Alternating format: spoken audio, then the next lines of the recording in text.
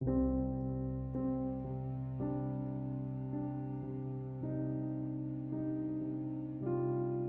add Facebook account in Samsung Galaxy S10.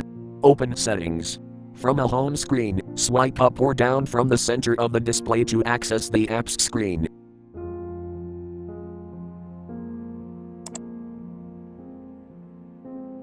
Tap Settings.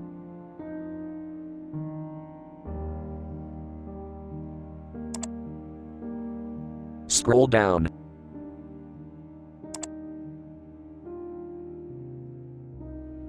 Tap Accounts and Backup.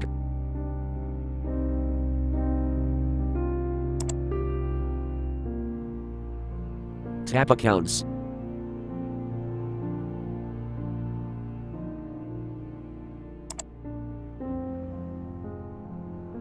Tap Add Accounts.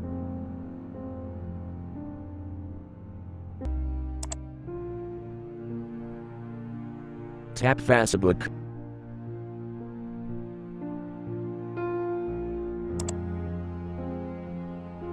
You can create new Facebook account or old Facebook account.